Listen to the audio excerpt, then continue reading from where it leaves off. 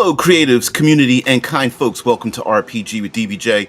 I am your host, DBJ, and today we get to rant about why we hate, and we absolutely love rolling that damn D20. Okay, grab your snacks, grab a drink, pull up, and let's get into it.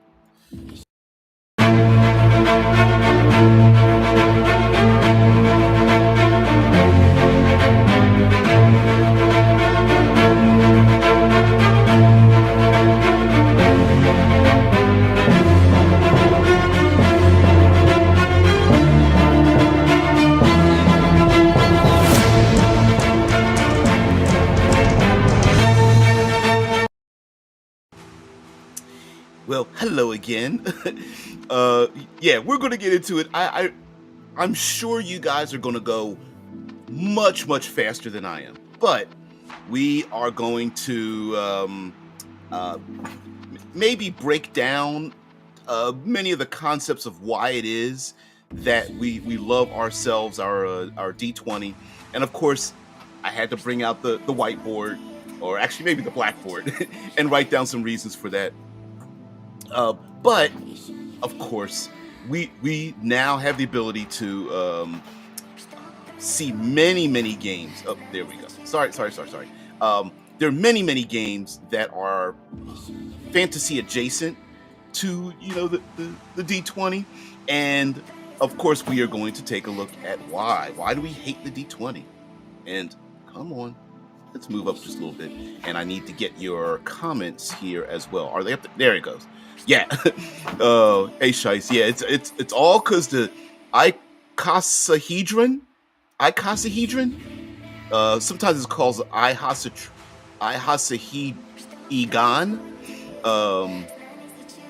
And Spook says true. It's just a small enough chance to make it exciting, but still enough to happen from time to time. Yeah. But we're going to get into some of the details here. So, for example, our first reason, I guess I have to bring this up. Well, you know what? Let me present to you the argument first, and then we'll get to screaming at each other. All right. So, what I have here is why we hate the D20. It's also what lets you time travel in Time Lords. Remember that short-lived cringe fest? I don't remember that, or I barely remember it. I don't remember the D20 used in that.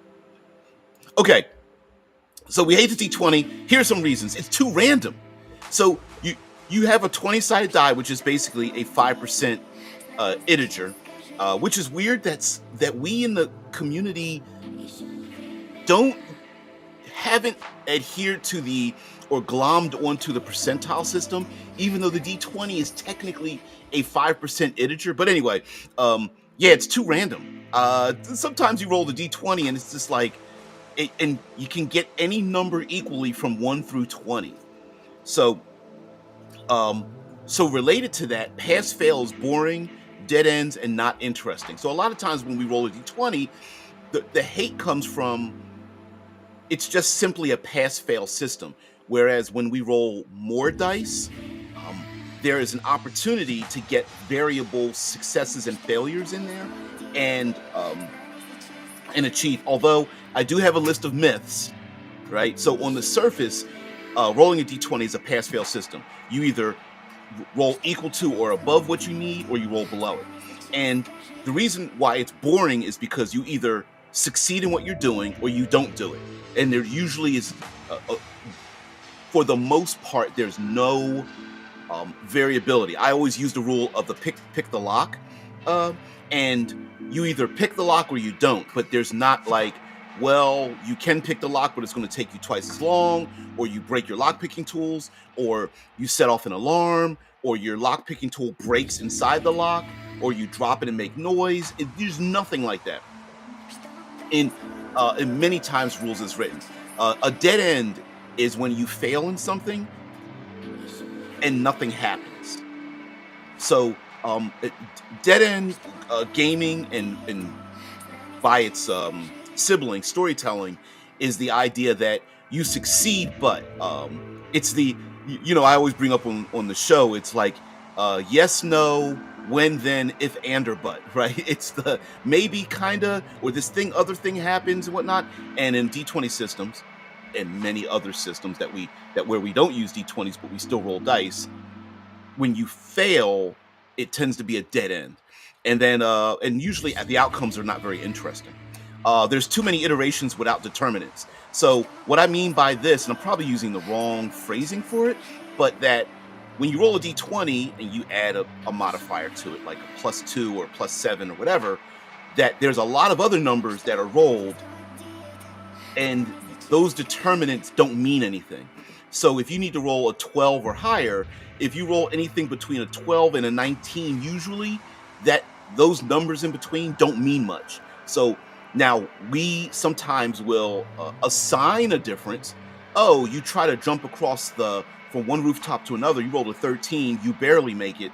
Where someone rolled a 17, you make it with style. Well, that's us adding flavor to it, but it's not really important. Unfortunately, we have two things happening at the exact same time with the D20, where low modifiers offer very little weight. So when we say weight, it means like that it changes the not just the outcomes, but the probabilities. And so with low modifiers, +1 through like +5-ish, that it offers very little changes in the perceivable probabilities of a thing happening or not. So it offers, in other words, the D20 is more loosey-goosey with low modifiers. But the other problem on the other end of that is high modifiers grant too much weight. So when modifiers start creeping up past the +5 region, and they in a +12 and +17 and +38 and whatnot, that rolling the D20 is kind of useless, except we get into these other things, right? Like, the funny part is, like, when you're at the physical table, it's like rolling a tiny ball. Now, mind you, there is a 30-sided die, and there's even a 100-sided die, which is a little bit ridiculous, right? But they're fun. But it is like rolling a tiny ball, and sometimes you just want the outcome, and you can sit there and someone starts rolling and rolling, and it keeps rolling around the little table, or it rolls off the table, or you have one of these, let's see, do I have one nearby? The little soft cubbies that you roll it inside of, and it is a little bit annoying. The D20 and the D4 are like the two worst ones, because the D20 rolls off the table. The D4 is like a little caltrip that sticks in the bottom of your foot if you don't find it. And lastly, we've got like fumbles and critical failures are too common, as well as critical success and auto success is too common. And even at 5%, when you combine it with the randomization of the die, that rolling a 1 or a 20 comes up a lot more often than we would like reality to have happen. And back in my day, we always called it fumble. We didn't call it a critical failure or a critical success. We always called it a fumble or a crit. And anyway, but fumbling was like the idea that no matter how good you are, if you roll a 1, you just fail anyway. And the reason it's in there is because if there's auto success, then why bother rolling, right? And with critical success and auto success being too common, that rolling a 20 allowing you to succeed, sometimes we go, well, why would there even be a possibility that you could succeed anyway?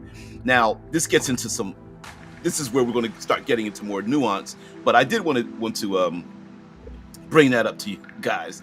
Like the crit fumble and the crit success part of it, sometimes people hate. Like, for example, the character that doesn't have any combat skills rolls a 20, and it's like, well, why would you be able to fight against this like known warrior and get a hit in on them when you don't have the ability? We'll get into part of the ridiculousness of that. So anyway, let me get my dissertation out. So here's why we love the D20 and why it won't go away, because of all the things that are above. And it's really like from tradition and memories. Like, it's the staple, right? It's the most popular, most common fantasy tabletop role-playing game in the world. No one can argue that point. There are dozens, if not hundreds, of very popular fantasy iterations using the same D20. and it just won't go away. It's just a tradition. It's I have a necklace with a D20 that plugs into it. There are people, office workers, who have D20s on their desks and they don't even realize that it's part of like a role playing. I mean, it is its own polyhedron. But I mean, sometimes we watch television shows and movies and go, "That's a D20." They got it on their desk. This is fun. It's also the gambler's high, the anticipation that rolling the die and watching it tumble and take its time before it finally lands on a thing. For some people, it's actually pretty an amazing thing. It's like its physical shape is the anticipation of whether it will land on something you want or not. And some people really vibe off that gambler's high, taking a chance on rolling this die, no matter how loosey-goosey it is. It is part of a collectivity hobby, right? People will collect their dice. I have a huge dice collection myself of different colors and shapes and materials and opacity and clarity. I don't know. Anyway, yeah, you can see through them. There's things inside of them made out of metal and all kinds of things, different sizes and shapes and things like that to get these same outcomes. I've got a D20 randomizer that's a coin that you spin. I have a D20. I don't have one that lights. I have a glow-in-the-dark ones. It's kind of fun. Despite the people that dislike the D20, anything can happen. It's gonzo chaos, and some of the tongue-in-cheek comedy that has been written into Dungeons and Dragons over the years comes out sometimes with the D20 itself. And some people like the beer and pretzels. I can't believe they rolled a 1. I can't believe they rolled a 20. Let me take a chance on this, roll a die, and the thing actually happens kind of business. And so people... there's part of our community that's like maybe they won't admit it, but they kind of like the chaos. There's also space for modifier bloat, which means that +1 could grow infinitely depending on the game you play, like the Pathfinder First Edition and other iterations. I believe 4th edition, although I never played 4th edition, falls into that category where there's lots of, because it's a D20, there's lots of space for modifier bloat.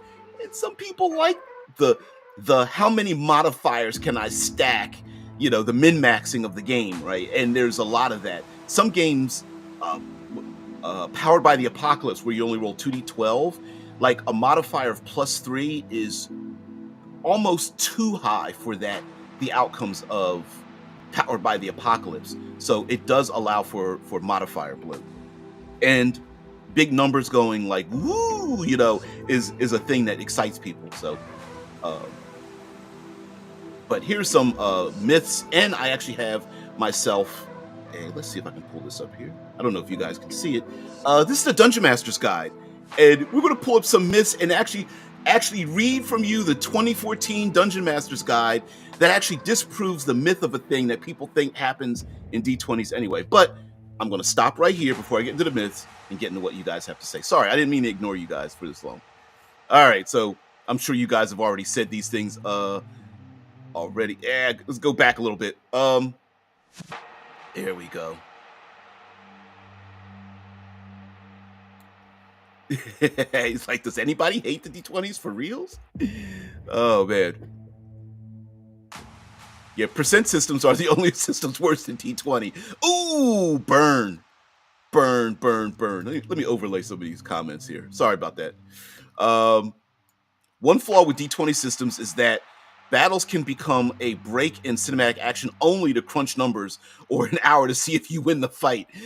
That's true. That's true. Sometimes maybe it goes on just a little bit too long. Yeah, maybe just a little bit too long. Yeah.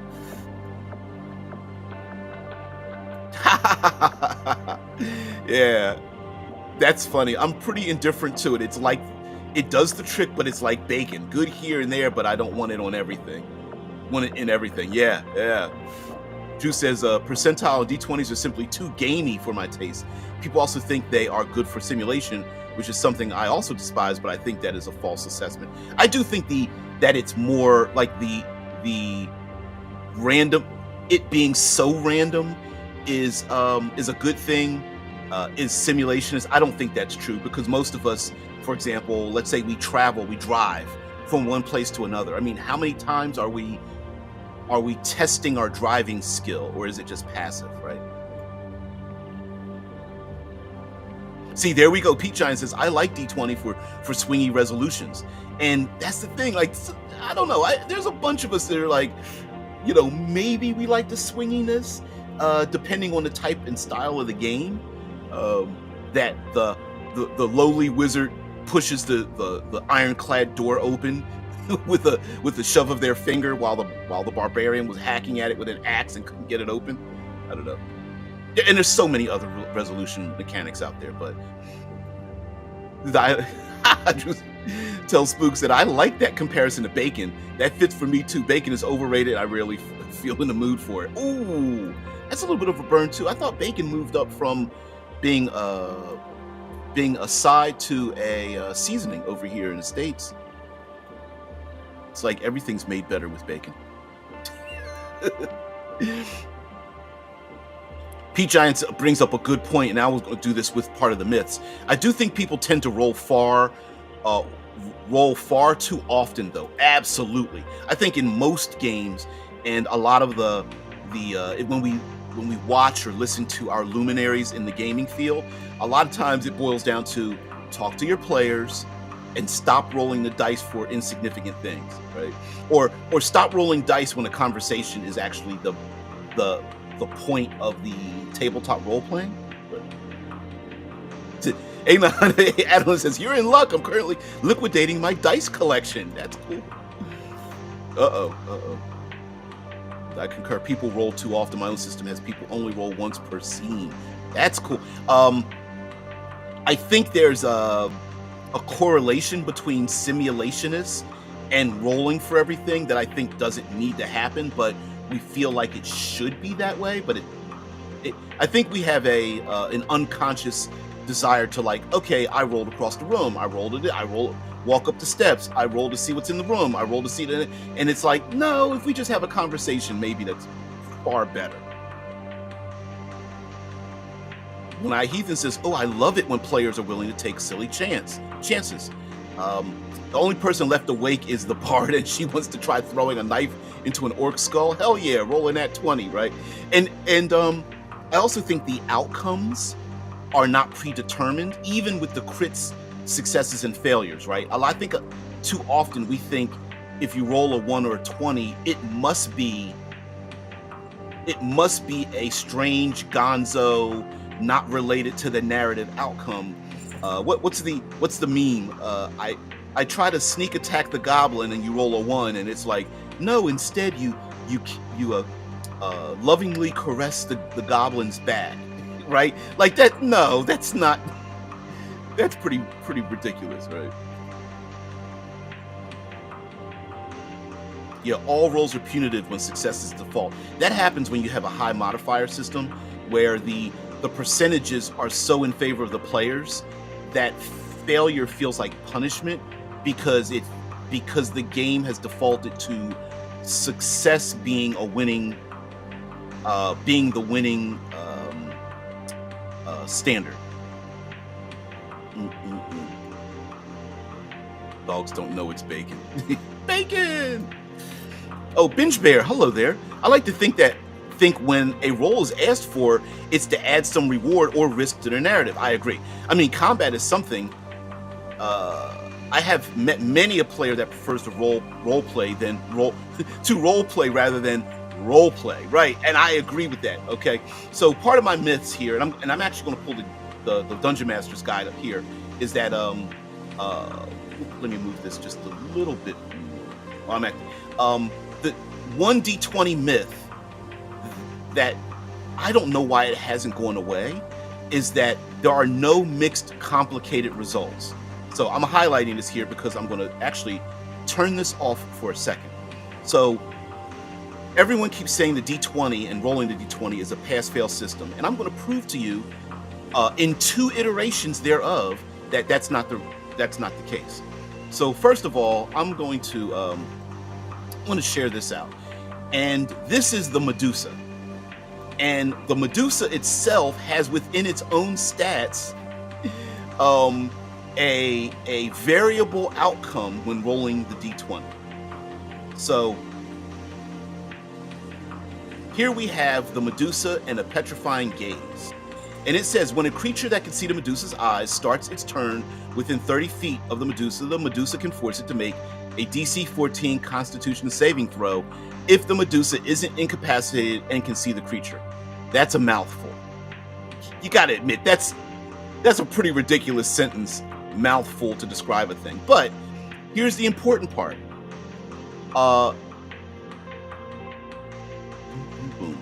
If the saving throw fails by 5 or more, the creature is instantly petrified. Otherwise, a creature that fails the save begins to turn to stone and is restrained. So and I don't know why they haven't embraced more of this during the last 10 years of the game before they probably got rid of any relationship to this. This is a mixed result. So if you fail a save by 5 or more, and you could apply this to 5 or more, 5 or less, 10 or more, 10 or less, which Pathfinder has kind of embraced a bit, you could have a mixed result. So you either, by rolling a d20, either if you fail, are petrified or restrained. And so therefore, there is a mixed result. But I tell you this, that I'm going to go back to here. I'm going to tell you this, that we also have ourselves another document, and I'm going to pull up the Dungeon Master's Guide. And on page, this is the 2014 Dungeon Master's Guide, not the new release. I don't think I'm going to buy it. We have on page, damn, I can barely see it with my light. 242. It's a little glare on here. So allow me to read from said document. Shai says, does it work for the Catoplebus?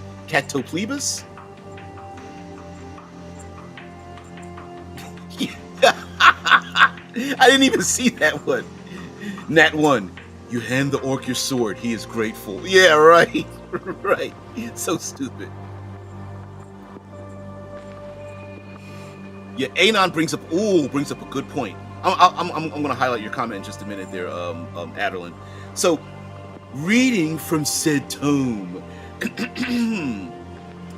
you determine the consequence. This is resolution and consequences, okay? And there is a paragraph here called Success at a Cost, or Degrees of Failure. Failure can be tough, but the agony is compounded when a character fails by the barest margin. When a character fails a roll by only 1 or 2, you can allow the character to succeed at the cost of a complication or hindrance. Such complications can run along any of the following lines. A character manages to get her sword past a hobgoblin's defenses and turn a near miss into a hit, but the hobgoblin twists its shield and disarms her. Or a character narrowly escapes the full brunt of a fireball but ends up prone. Or a character fails to intimidate a kobold prisoner, but the kobold reveals its secrets anyway while shrieking at the top of its lungs, alerting other nearby monsters.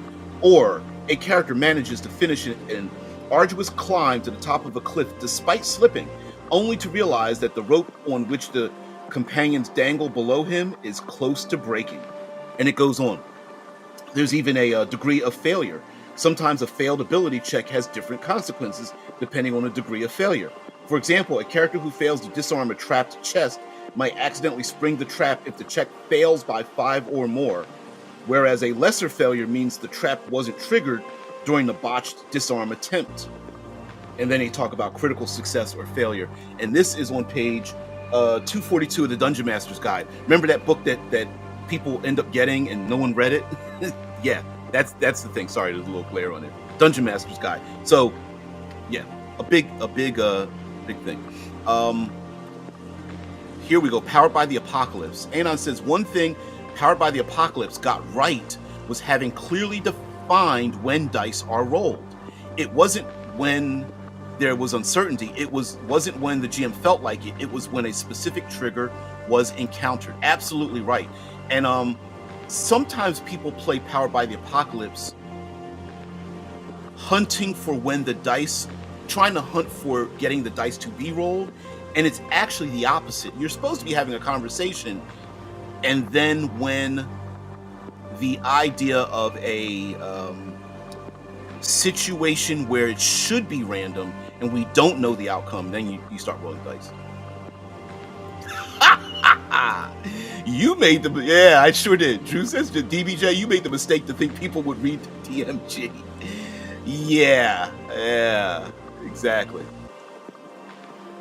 Even Pete Giant brings up mixed results are best with multiple dice. Exactly.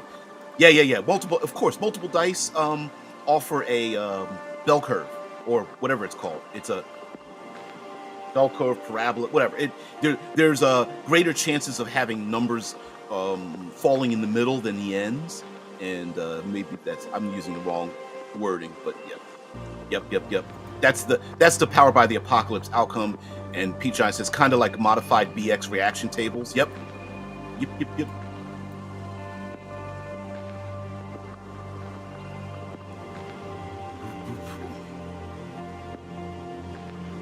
Sometimes I like rolling. Sometimes rolling nat ones is funny though. I like thinking of how my character fails after I roll a one. Now, I think that just depends on the group, right? Like, if we're playing a grim dark, it's always raining, the sun never comes up, and it's all, I'm swimming in the swamp of my fields. Maybe Gonzo stuff isn't what you want when you have a nat 1 or nat 20. Maybe it should be something that pushes the story forward or something. I admit I'm bad about reading books. Me too, but So, something else to bring. Sorry. Allow me to continue with some of these myths and to share out some of these myths, and then talk about some of the ways in which, because you guys already brought it up. But anyway, for and mind you, I wrote this up in about 5 minutes.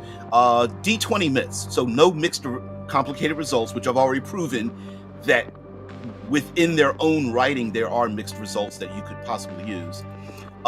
Here's another one that's a myth. Always roll for anything. You guys already brought that up. We're going to come back to it. No variable outcomes. This is with the mixed results that it's only pass or fail, and that's not very true. Sometimes we already know you're going to pass. We just want to know how well you do the thing, right? Especially for like knowledge checks or convincing someone to do a thing. You were like, why don't you roll the die anyway? Yeah, the NPC is going to do what you say, but let's see how reliable they are or how much knowledge you get. Another myth, it's the only die for any TTRPG, and you guys already know. You guys play enough games, and have been exposed to enough materials out there to know that the D20 isn't the only way to adjudicate something. We've got playing cards, we've got Jenga towers, we've got ripping pieces of paper, we have pocket change, tarot cards, candles, right? Like, heck, we can even do rock, paper, scissors, Lizard Spock if you wanted to. I think someone put out like a 50-point rock, paper, scissors, Lizard Spock, and other hand signal thing, whatever. Crit fail, crit success must be wild and obnoxious. That's definitely a myth. And then 5% auto fail, auto success is ironclad. That's also a myth as well. So let's go back to this. Always, for our myths, always roll for anything, and that's ridiculous. Too often players want to grab the dice and start rolling, and it's very difficult to train the player. And I hate to say it like this, but like almost like taking a newspaper and smacking your players over on the nose. It's like, stop picking up the dice, stop it. Like, did I ask you to roll randomly? Well, I wanted to see what was in the room. Okay, start talking, ask me what you want to do, and then I will give you the answer, right? It's the difference between, and I don't know why 5th edition, these last 10 years, players have gotten into this. I walk into the room, roll dice, what do I see? Rather than going like waiting for the description and then actually engaging in the fiction of the thing. Maybe talking to the shopkeeper is all it takes to get a discount, instead of like, I roll my charisma check, charisma's persuasion. Do I get a discount? And I get it. Some players aren't talkative, or they are uncomfortable about speaking in character, which you don't need to, which is another myth, whatever. But yeah, rolling for anything, like always rolling, it's not necessary. We already talked about variable outcomes. Maybe success is a foregone conclusion. We just want to know how successful. It's not the only dice you can roll for TTRPGs. We've got plenty of combinations. Hell, the Open Adventure, the new name of Cool Name Goes Here, the Kickstarter that I freelanced on to help design, mixes different types of dice together for successes for players. This one, the crit fail, crit success must be wild and obnoxious. Again, this is one of these like over canonized things that players are like, well, you rolled a 1, you rolled a 20. I guess we have to break our theme, break our immersion to do something wild. That no. You know, the classic, my spear stabs me in the back of stabs me in my own back or something, or you lop off your own ally's arm or something like that. Is pretty ignorant. Can accidents happen? Yes. But to automatically assume they need to be obnoxious, I think, is wrong. I remember there used to be these crit fumble and crit success tables that always had like the wildest things on them. It's not necessary. You can always decide how your game progresses. I mean, just because the wizard failed to find the book that has the ritual in it, and the barbarian rolls and gets a nat 20 and actually finds the book, doesn't mean the barbarian was smart. Maybe the barbarian was friggin' sitting on it, or leaned against a library book and knocked it over, and it falls down on the ground or something, or the barbarian's looking at the funny pictures and says, look, dragon, and the wizard looks up and is like, you picked up the right book. Like, you can do things like that if you want to, but it's not necessary. And lastly, the 5% auto fail, auto success is ironclad is ridiculous. How about, here's an idea, and I know this sounds strange to most people, maybe you can't roll the dice. Like, you know, what's the classic one we've heard before? The plate mail clad dwarf wants to jump across the 300-foot chasm that falls into the lava and rolls a nat 20 and goes, I flap my arms, what happens? Great, you fly to the other side. Is pretty ridiculous, right? Like sometimes there are things that just won't happen ever, and rolling the dice won't make a difference. No dwarf trying to jump 300 feet across a deep chasm in plate mail armor is not going to get you from one side to the other. So rolling dice, I think, too often is pretty ridiculous.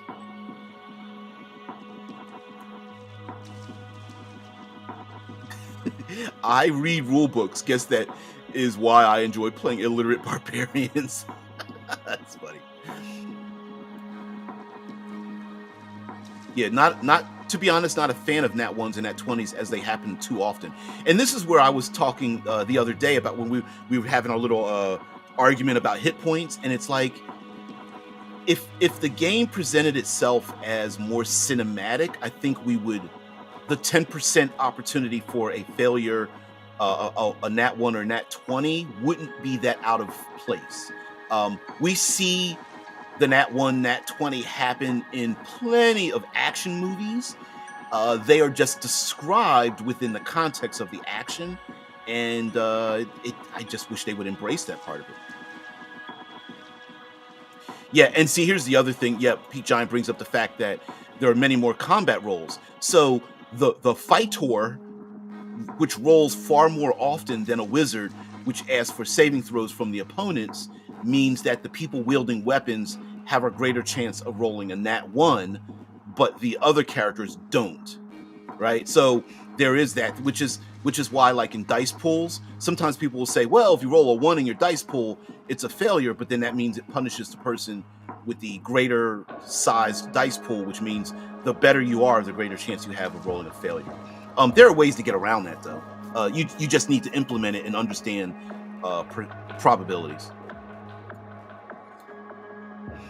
Yeah, and Anon says the trick depends both on what is being rolled for and the fact that a nat number is immediately obvious and goes straight to the emotional parts of the brain. I agree. There is, like, that's the argument about rolling dice at all and the type of dice where people are like, to this day, there are still people arguing about the veracity of advantage and disadvantage, basically rolling the die again and getting the best result and taking the best result, or rolling the die again and getting the worst result. And we've seen advantage, disadvantage used in dice pools and other things like that. And some people with, are very math oriented probability are like, it throws the math off. But what about the emotional part? And again, that emotional part of the brain where you're rolling the die, and it rolls and rolls and rolls. Here we go. Going to the gambler's high, the anticipation. It's like, yeah, there's a reason why people like that. And you can't dismiss the emotional part when you want success for your tabletop role-playing game. There are the unconsciousness part of the brain that wants to see that die roll and take its time and then do it again and possibly, snatch victory out of the jaws of defeat is a real thing. Spook says, I think most of the issue with players wanting to roll immediately is because of live plays. Dice rolls are exciting and people watch for a second longer. Exactly. And also,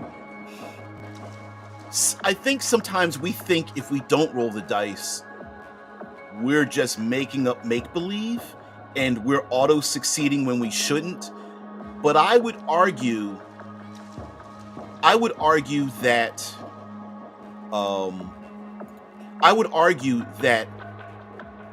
interacting with the world is the randomizer itself with you and the other people that are in the game. So when the game master says, oh, of course hey rogue, of course the kids that are pickpocketing, and you look across the market and you see the ringleader that is organizing the pickpocketing kids, and the person never rolled the dice. Part of that is a randomizer, right?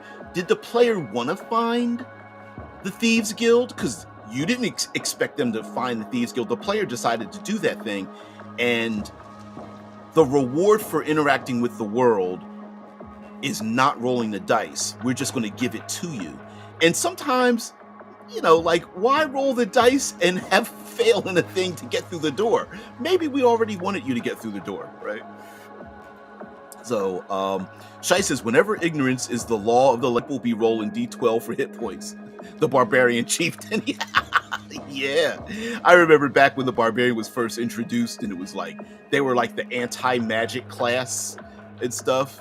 It was a kick-ass class, kind of like the original paladin back from like AD&D. Shay Squad, read somewhere online about a GM that didn't lay out any ground rules and just told people to roll up characters. Everyone ended up rolling a barbarian and nobody could read. That's funny. I don't know.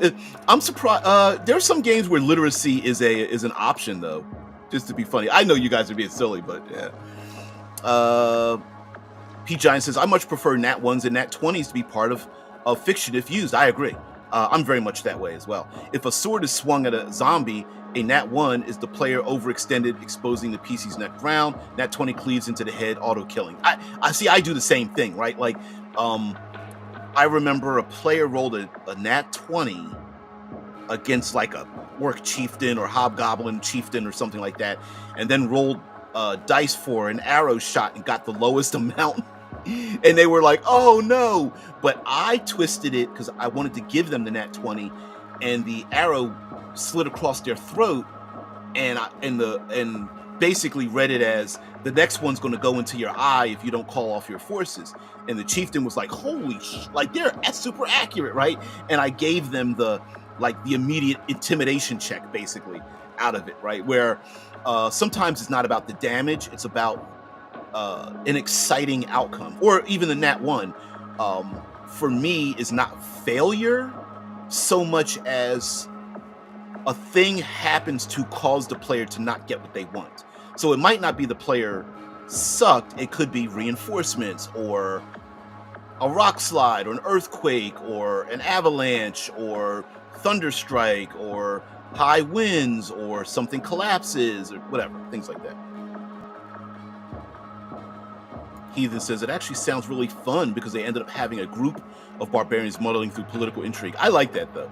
I think you could do it. I'll be listening. No problem. No problem at all. So anyway, to further, I'll say, complicate the D20, the D20 issue, I think is basically not complicating it, but to rationalize it is what are our outcomes of the game? And I think too often games don't tell us, and mind you, this happens more often in indie games than a little bit, but I think sometimes games don't tell us the probabilities of rolling the dice and what it means for the game. So an example would be we could roll other dice instead of rolling the D20, and we've seen this happening. So for example, in Draw Steel from MCDM, Matt Colville, they are rolling 2d10. They are not rolling a d20, and that's because they want that what is it? They want an arc of the dice, that the numbers fall far more commonly in the middle than the outer edges. And once you add a modifier when you roll multiple dice, it far more reliably moves the probabilities in one direction or another. But there's another reason why we don't roll. We roll 3d6 down the line, but we don't roll 3d6 for outcomes for gaming, and that's because it would be so rare to roll 3 1s or 3 6s in a game that it would make it so rare that the probability of it happening would be the bell curve. Thank you. Duh, my brain live. Bell curves, the bell curve of the multiple dice is more reliable. The problem with bell curves is that it's more reliable. And so it depends on what you're going after, right? So game of throws. yeah, throwing those dice. So the bell curve in a D20 doesn't exist until you start adding in a number of modifiers, and it's a very strange bell curve. It's more like a spike instead of like a curve, and those iterative numbers don't take place. But allow me to bring up some solutions to this. So if you want to make Dungeons and Dragons more lethal, and we did this in my old games in my early teens and 20s, and I don't know why this hasn't happened before. You could add in whatever the difference is you roll on a D20, just add that to damage to make it more lethal. So an example would be you need to roll 12 or higher, you roll an 18, the difference between 12 and 18 is 6, so you add 6 damage. And you could apply that to minions, like maybe you have a minion rule, although minions don't even need to have hit points, you could just hit them and kill them if you want to add minions into your game. But for minions, for outcomes, for events, you could add whatever you roll on a D20, add to your damage, and then therefore not only does it make it more lethal, the number rolled equals the outcome desired. So very few games, not very few, A lot of indie games include the fact that the better your roll, the better your outcome from that roll. So rolling a 17, 18, 19 doesn't get you normally a crit, and therefore, if you roll damage and you roll a d8, you know what I mean, or a d6 or something, it has no effect. One has no effect on the other. But you could actually add it into the game. Like I mentioned with the Medusa, like I brought up in the Dungeon Master's Guide, you could have a +5, +5, -5, +10, -10, where in like Pathfinder has already done, if you roll 10 above the DC, the difficulty class, then you get a crit. If you roll 10 below, you crit fail. And why not add that into the game if you're using a d20? And then if you roll between the number you need and less than or within 5 of that number, so a d12, I'm sorry, not d12. So if your difficulty is 12, that means if you roll anything between, what is it, 7 and 17, or I guess it would be 8 and 16. Oh, thanks. Thanks a lot. Yeah, it's see if I can hear it. I don't hear it.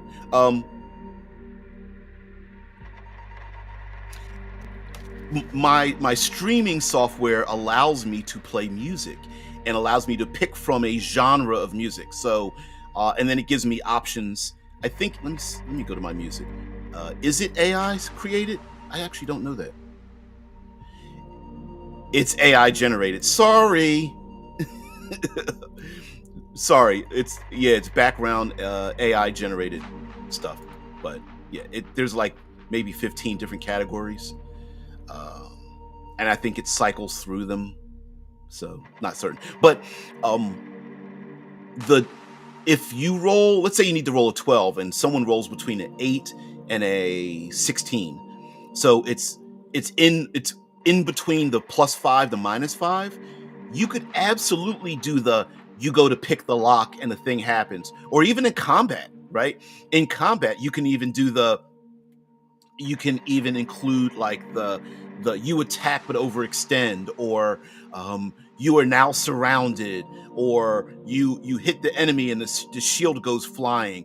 Remember I was telling you that we never had a hard and fast rule, but we used to say when you got the half hit points, when the enemy got the half hit points, you could do things like stick a spear through their mouth and keep their jaw open, slash through a wing, cut off a tail, knock the rod of evil arcane power out of the shaman's hand or something like that. Shice says nothing wrong with AI generated for applications like these. Great atmosphere would be good for a dark future sci-fi game. Yeah, I often, sometimes when I'm writing, I'll go to YouTube and find one of those like 3 hours of certain kinds of music and things like that. Yeah, and I'll do that as well. Yep. Yeah, I think the D20 will stick around. It's also familiar. There are plenty of tabletop role-playing games that are fantasy, but they aren't Dungeons and Dragons, that use a D20 even to this day. Advantage, disadvantage is pretty much stuck into the lexicon. I'm, in BX, yep. BX, what is it? All kinds of versions, BX and BECME, which is like basic expert, master, champion, no, I can't remember what BECME stands for. I'm going to actually look it up. What does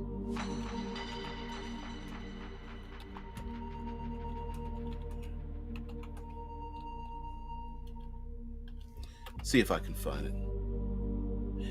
Wow, thank you, AI. Basic Expert Companion Master Immortal, referring to the 5 boxed sets of the 1983 to 86 revision of the basic D&D rules written by Frank Metzer. And if I am not mistaken, the front of the box showed different levels of a person going after a dragon for the boxed sets. Let me see if there's some images of the boxed sets. Ooh, there's some images. Yay! The master set.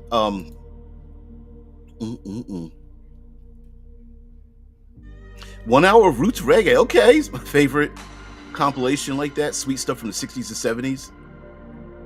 2 hours of Russian post-punk. Oh, sweet. Hey, just want to let you know, remember yesterday I played your video? I got dinged. YouTube dinged me for playing the video. And it wasn't really a big deal.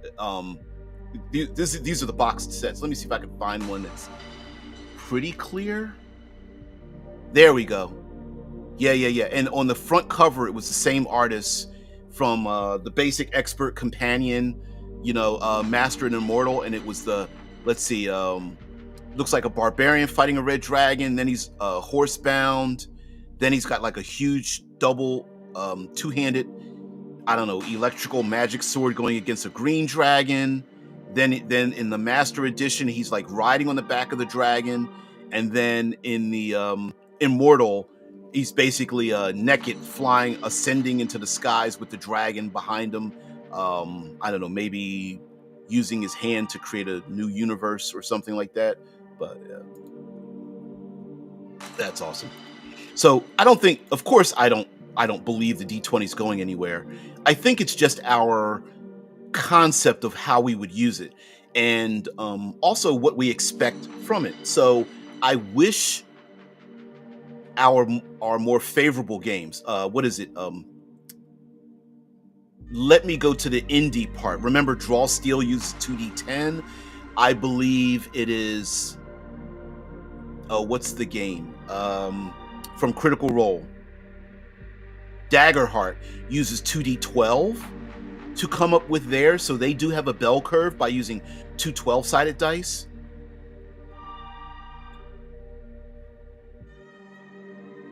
I don't have the books any longer, and I'm so upset because I'm a grognard of a certain. I'm a man of a certain age where I was able to buy those books in box sets new from Walden Books. I don't know if any of you had a Walden Books. I think there was B. Dalton's, Walden, and now falling away is Barnes and Noble. But I remember the sci-fi fantasy section in the back always had a shelf of fantasy games, and as a kid I would park myself back there and other kids that would come back there and we'd all hang out and stuff.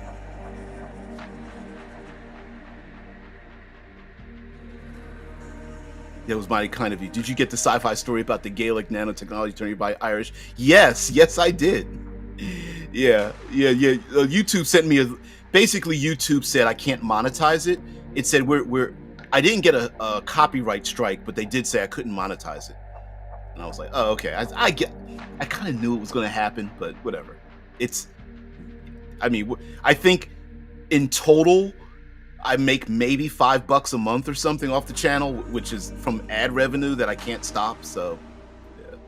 I mean, if I turned off my ad revenue to zero, no one would ever find the channel.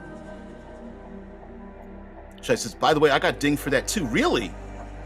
The guy who made the music, MVM, had the track copyrighted, even though he granted me his express permission to use it. However, there were no consequences. Yeah, it happens. I think it's a bot that will be like, if you use copyrighted material without adding context and limiting how much I use of it, that's really what happened. So I worked at Walden's for a lot of years just for a discount. Yeah.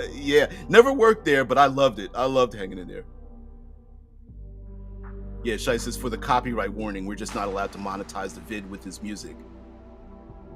Like, I give an F, right? Me too. Me too. I just like, what you got? It's like, okay, I'm not here for the money, because if I added up my streaming hours compared to the outcome, monetarily, I wouldn't, working for $5 a month and doing nearly 25 hours, 20 something hours of content. Nah, whatever. Now, if I was making videos that got like millions of views, hell yeah, I'd be pissed off. I lost a day, that's 50 grand, but whatever. It's really cool. So anyway, guys, I'm going to let you guys go, but you get the point, right? The D20 is kind of funny, kind of fiddly.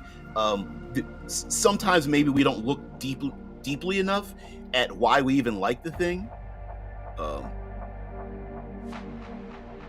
Oh, that's cool. That's cool. Yeah, I ain't gonna make some money off of it.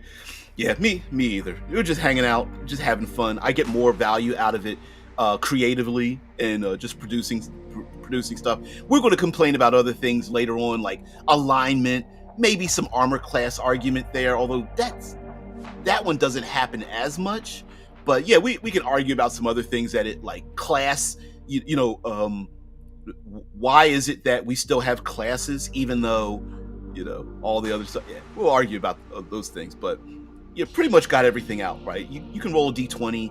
It doesn't have to be pass fail. You don't even have to roll the damn dice to begin with.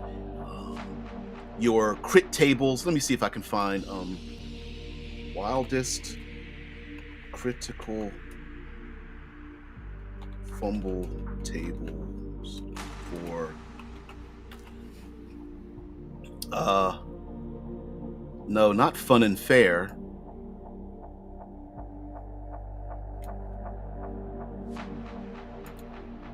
Oh, Reddit's really good about this. Reddit is, yeah.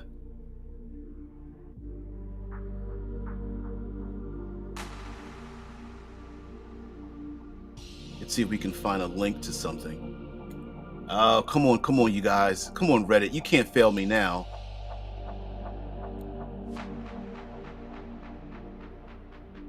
Yeah, come on. Nope. Ah, they're not giving me a link to anything. All right, let's go find another one and then I'll let you go. Oh, man. Ooh, images. Ooh.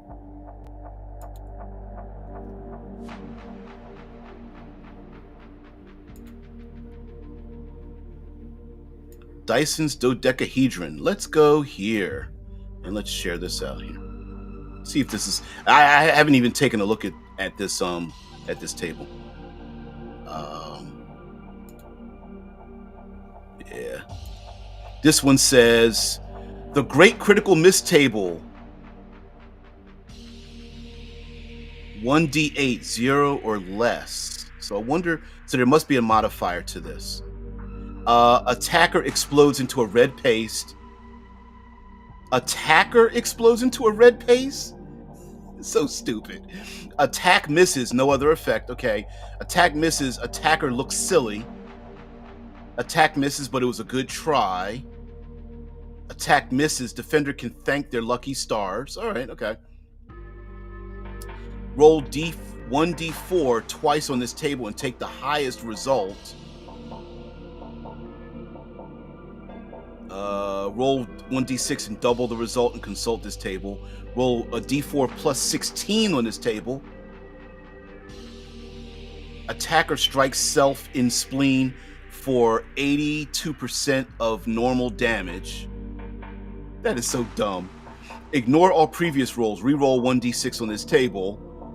Attacker has disadvantage on next attack. Attack misses. Fortunately, there are no other effects. Defender gets opportunity attack against attacker. Okay, it's not bad. Weapon explodes, dealing 1d14 damage to all within 25 feet. Weapon is dropped and lands 1d7 miles away. That is so dope. Attack misses and attacker urinates in their armor. Weird luck, roll again. Major botch, roll 2d3 on this table. Divine interference, roll 3d2 on this table. 21 or more with astounding luck, attacker actually crits instead. So stupid. And how many of these are like roll again, roll this die instead? It's like basically it like really wants you to move itself up or down. Oh, so stupid. But that's why we do these things, right?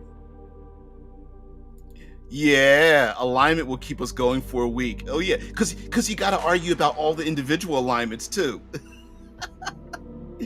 Yeah, we got like, why hasn't alignment really doesn't mean anything anymore now, and it's still sticking around. It's weird. It's really weird. Oh, thanks. So, guys, have a great one. Thank you very much for being part of the show. I really appreciate it, and thank you for stopping by, and thank you for tolerating the idiocy over here as well. So, you guys have a great one. Thank you very much. Please, hell, if you're somebody new and you've gotten this far, do the whole call to action, right? The like, share, subscribe, follow, blah blah blah. Although actually that really doesn't work anymore. Now it's all TikTok algorithms. It's all about exposure. So if you watch more than one video for a certain amount of time, I will continue to come up on feeds. But I think like the notification bell and all that kind of stuff, I don't think that works any longer. So later. Thank you there, Nameless. Got to go off and do your assassinations. I get it. Well, thank you, Heathen. I appreciate it. Wow. I don't think that's going to come up again. Nope. Yep. Person turquoise wave. Sorry. Yeah. Let's do alignment again. The ultimate segue into a planescape. Yeah. Yeah. Definitely planescape. Yeah. You want to teach us about the algo tomorrow? Yeah. You know what? Fuck it. We'll do alignment tomorrow. Yeah. Alignment. We've got it. We got to do it. We'll do it on a hump day, right? Do alignment tomorrow. So guys, have a great one. I'll see you later. Peace, tranquility. Bye.